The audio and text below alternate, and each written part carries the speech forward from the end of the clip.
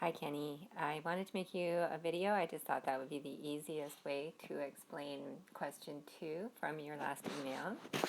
So the question is asking you to find the coordinates, first of all, for vector CD. So this is a test, so I won't actually use the real numbers and calculate it for you. I'll just explain to you how to do it.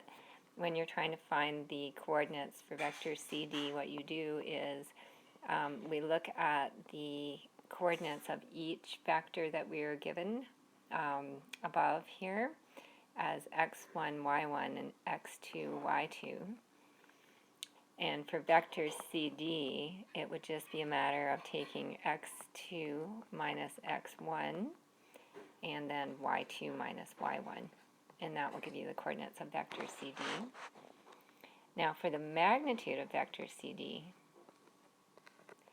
once you know the coordinates, what you're going to do then is you're going to take the square root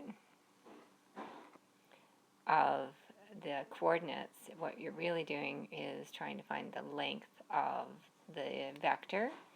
And so whatever your first coordinate is, when you do your x2 minus x1, you're going to square it. You're going to add the square of the y coordinate from this vector, and you're going to work that out and get a value under the square root sign. And in general, we just leave it under the square root sign. You don't have to work it out and estimate it to one decimal place. It's just more exact if you leave it as a square root. So that's how you handle both of the questions. This one to make the vector,